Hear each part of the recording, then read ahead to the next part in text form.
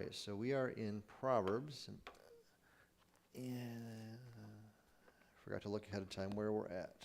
13, I think we just started 13. Yep, we got 13 verse 1, so we're going to be in Proverbs 13 verse 2, and we'll go from there and see where we end up. So, Proverbs 13 verse 2 says, "A man shall eat well by the fruit of his mouth, but the soul of the unfaithful feeds on violence." All right, so where would we put this proverb? Which one or ones, plural, of the 9 squares up there? Where do you think it should go? Tongue, yep. That's one of the first one that came to me. Any other suggestions? People. Yeah, those are the 2 I came up with. Not that those are the only 2. Any other suggestions before we start picking apart this proverb? All right. So what happens to a wise person because of their words?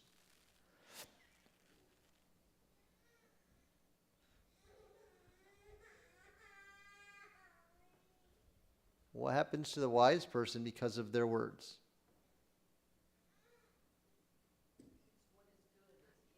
Eats what is good, according to the ESV. New King James says, eats well. So what is Solomon trying to communicate? Is it about literal food, do you think?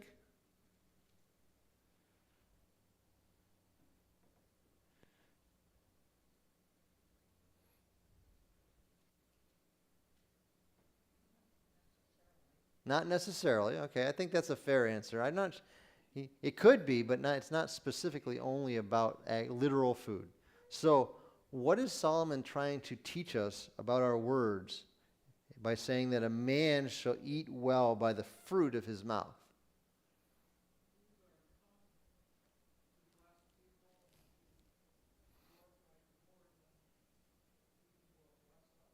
Okay, so Mary said that if we use our tongue and our words to bless others and glorify God, then he's going to bless us. I think that's very close to what Solomon's trying to communicate, that speaking well, speaking wisely in the context of Proverbs then brings blessing, because you are blessing others and God is going to allow you to be blessed either directly through him or through other people. Now, so that's the wise man or the wise person. What is contrasted, or who is contrasted with the wise person in the second half of verse 2? The transgressor. So New King James says unfaithful, the soul of the unfaithful.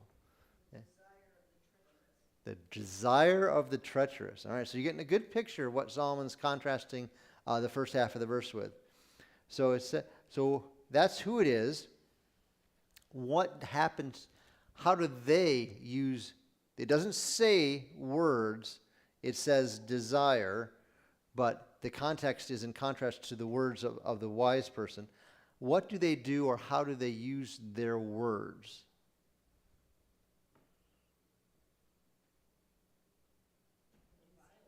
Okay, violence. I mean, if you contrast it with the top one being blessing, the bottom one would be tear down and Okay, good. speak ill of. Any other translations or thoughts or comments before I ask my next question? They're going to even reap that violence, because it says it shall eat, and that indicates taking in. So they're gonna experience the violence that they're perpetrating. Jim?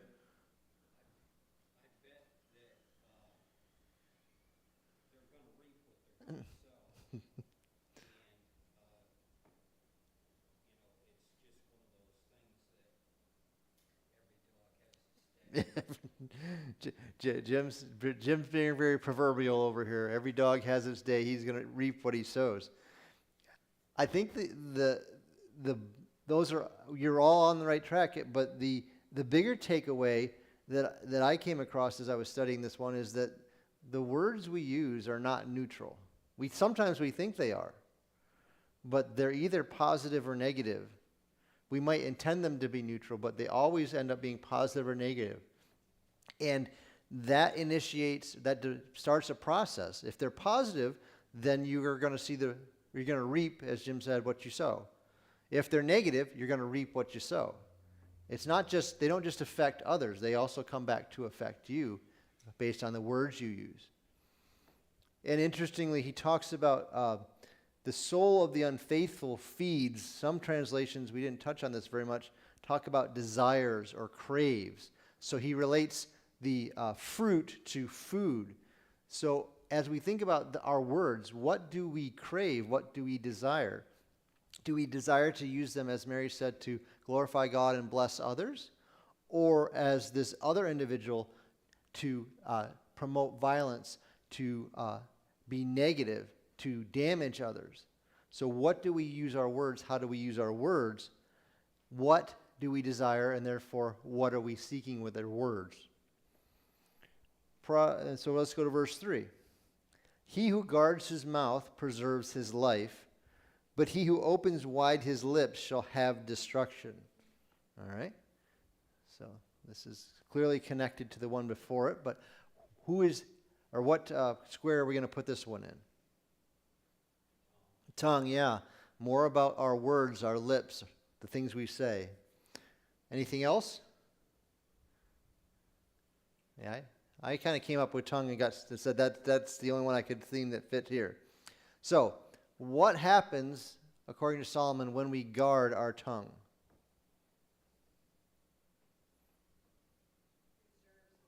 Preserves his life. So, ESV is not very different than New King James. So, what does that mean, guarding your tongue?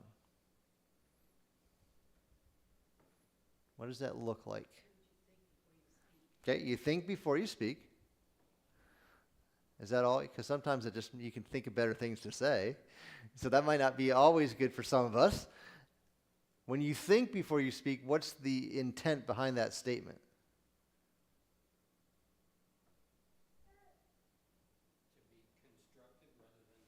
Okay, to be constructive rather than destructive. What else? Yeah. Okay, good rather than evil. If we're supposed, how many have you've probably either been told or used it on your kids, think before you speak. What are you wanting them to do? There you go. Consider the consequences. Look and say, going back to verse 2, are you going to eat well by what you say? Or are you going to, where is it? Are you going to feed on destruction? So long term, what you're about to say going to benefit you and bless others and glorify God? Or is it going to bring you punishment, consequences? Is it going to be sinful? So that's the second half of the verse says, but he who opens wide his lips shall have destruction. Okay. So, obviously the opening wide is contrasted with the guarding. So, what does opening wide mean? Or what do you think it means? Okay, I think Carol's on the right track, saying more than you should. You know. Right. Yeah, you're not thinking, you're just talking. Whatever comes into your head goes out of your mouth. The idea is exactly that I'm just giving all the information, anything I can think of. I'm not considering whether it's going to be fruitful and blessing or whether it's going to be harmful. I'm just saying whatever I think. If we choose to do that, take that approach to life or in a particular situation, if we choose not to guard our tongue but open our mouth wide, where does that take us? Where do we end up?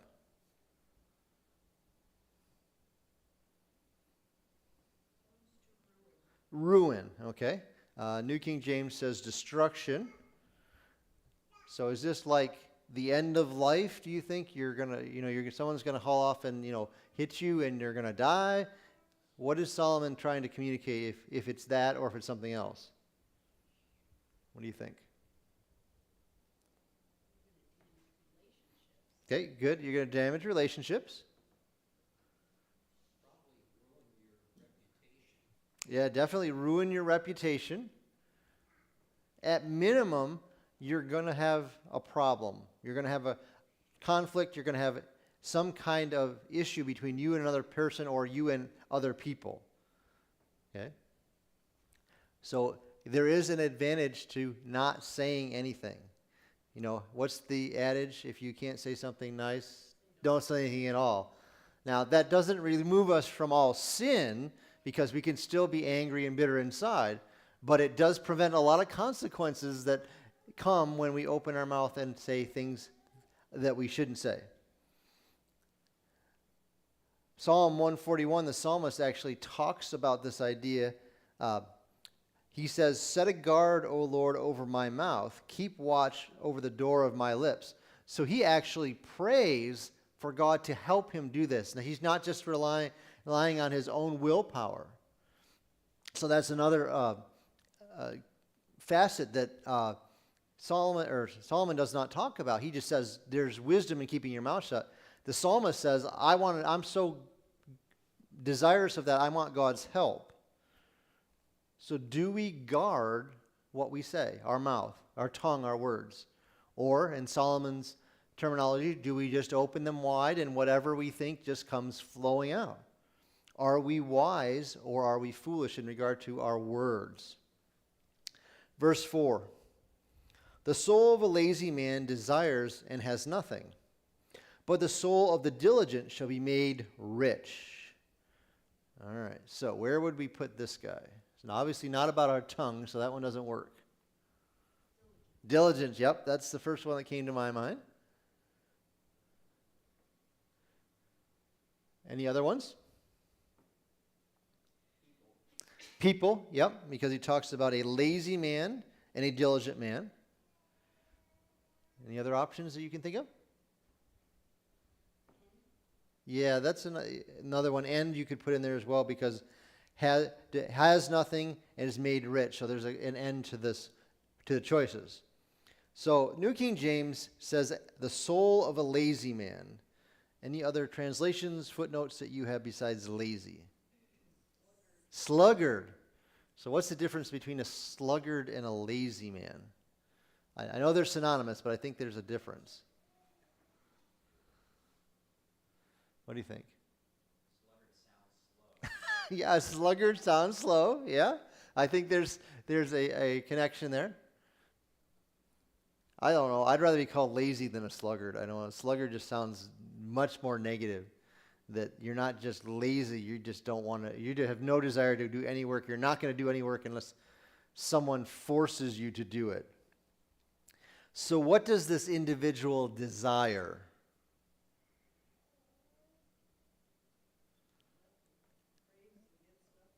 Okay, yeah, he craves, he desires, but it doesn't say what he desires, right? It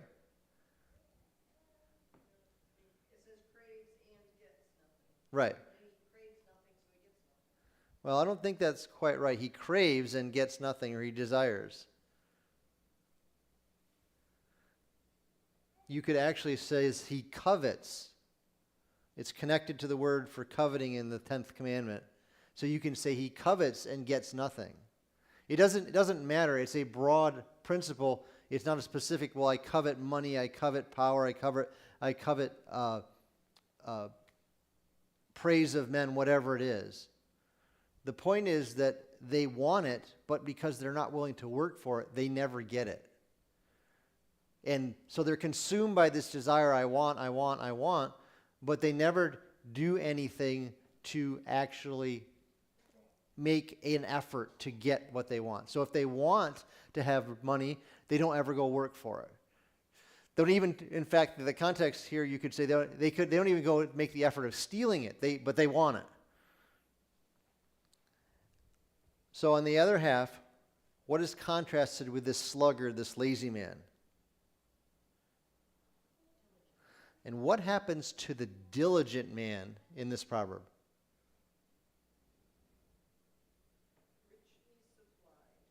Richly supplied. New King James says made rich.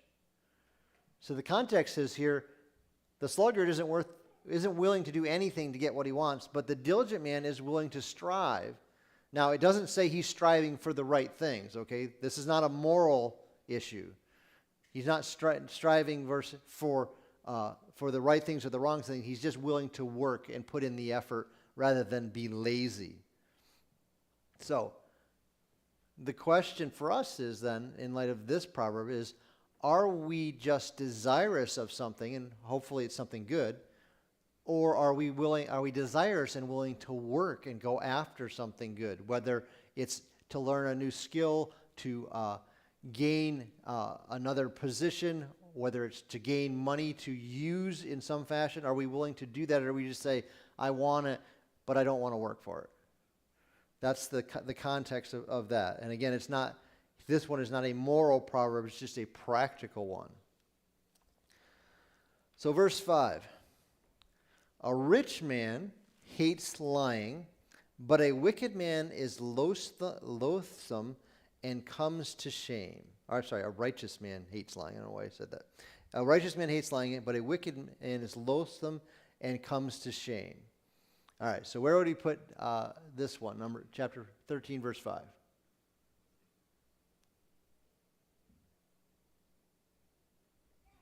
People, okay. Any other options? The end, okay. You could also argue that it has to do with the tongue, because the first half of the verse references lying, but that's kind of only half and half, but that's one I was wrestling with as well. So what does the righteous man hate? Lying, okay. It doesn't say the wise man. It says the righteous man hates lying. Why would a righteous man hate lying? Okay, because God hates lying. Yep, lying hurts other people. I think that's part of it as well. When you lie about someone, what is the potential that can happen to them? Not simply just hurt them. Hurt their character, good. You know, if you lie in the context of a courtroom, you can also, they could be punished for something they did not do. That would be an injustice. So all of this is wrapped up in that. So the righteous man recognizes the damage that comes with lies, with lying. The wicked man is contrasted, and what is he like?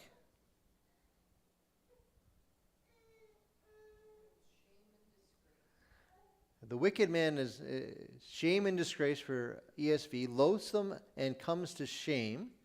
Any other footnotes or translations? Disgusting, okay. Did you say stink, Althea? Oh, stink and causes shame. Okay, that's...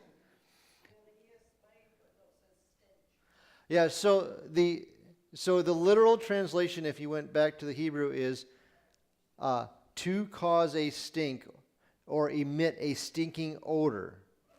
So let's picture this. We're talking about a righteous man who hates lying, and then Solomon brings in smell into it. So what is he trying to communicate, do you think? How bad it really is. Okay. Yeah.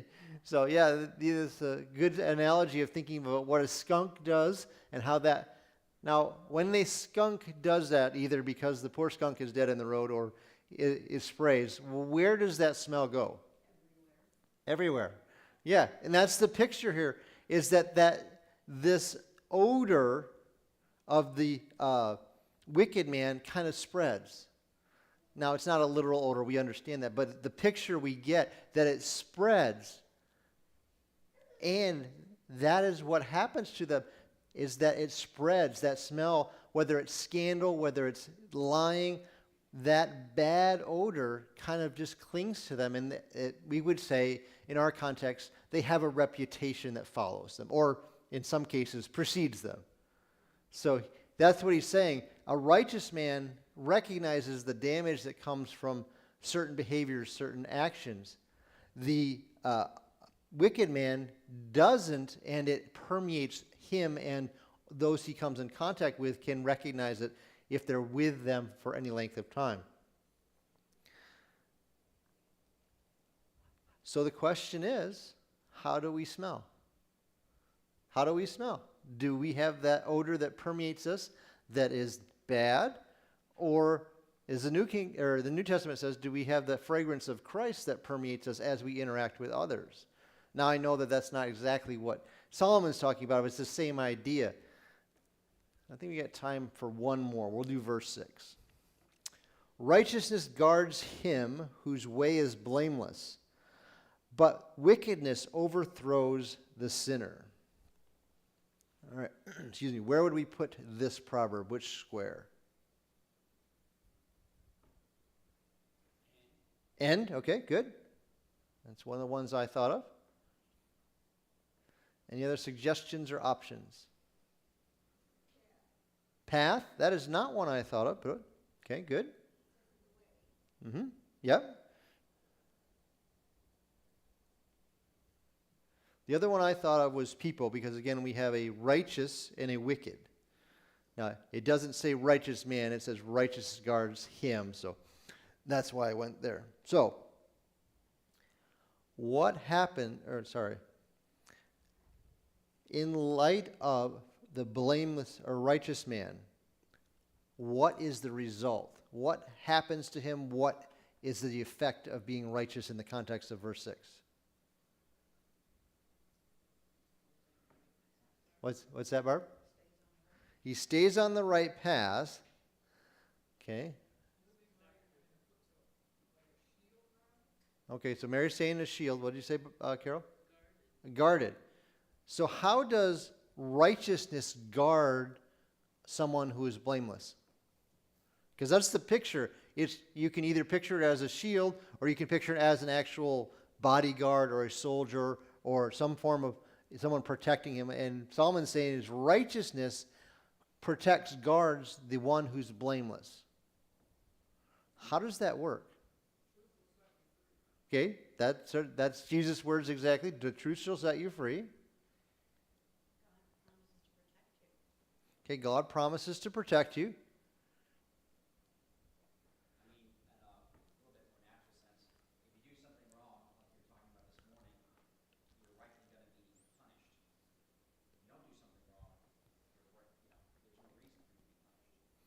Okay, so if you do something wrong, you're already thinking, I deserve punishment. It's coming. If I haven't, then I won't have those thoughts. How many of you always got the little stopping of the heart when your name was called over the loudspeaker in school and said, please come to the office? Or the boss walks by and says, I need to see you before you go home today. Why would we do that? Why do we have that reaction? What did you say, Bart or Carol? What did I do wrong? Okay. I didn't hear what you said. You assume you're in trouble. But I have that reaction a lot, but I got to the point to say and learned, I know I haven't done anything wrong. Why am I afraid? And that's, I believe, is the protection, is that if you're living above reproach, if you're living a blameless life, you have nothing to fear because you've done nothing wrong. Now, that doesn't mean that you won't be persecuted. The New Testament's very clear, as we saw this morning, that you can be persecuted for doing right, but it's not the same as being guilty of doing something wrong. What happens to a sinner in the second half of the verse? Or a wickedness. Sorry. What does wickedness do to a sinner? Let's ask it that way.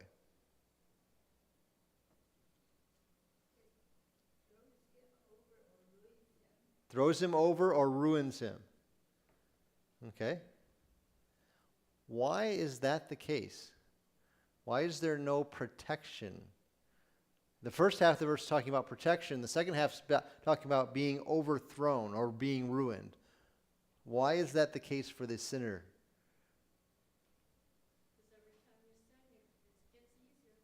Okay, that's true. Once you can start sinning and it becomes easier and easier, you feel less guilty about those choices. Anything else? You can end up in jail. I mean, that's the ultimate, you know. Basically, you're going back to the fact of being called in the office or the boss saying you want to see you. You're going to be overthrown, so to speak, because you have done something wrong, and the boss knows, or the principal knows, or the teacher knows, however the context is. And so you are not protected because you have no integrity. You are not blameless. There's no guard. So are we protected and guarded because of our integrity, because we are blameless, or are we going to be overthrown because we practice sin and disobedience in one area or more than one area of our life? Questions, comments about the few verses we covered before I close in prayer? All right. Well, let's go to the Lord in prayer. Father, we thank you for the reminder of what obedience brings versus what disobedience brings, what blamelessness and integrity, how they protect us from consequences because we have done nothing wrong. Help us to grow in guarding not just our actions but also our words. May we think before we speak. May we take time to consider the value of our words, the usefulness, the helpfulness, and ultimately whether they bring you glory or whether they bring us consequences for sin. We look forward to being here in a week, celebrating communion next Sunday, worshiping, hearing from your word, and we also look forward to this week serving you, glorifying you, and being salt and light with those we come in contact with. We thank you and praise you for this, and we ask this all in Jesus' name. Amen.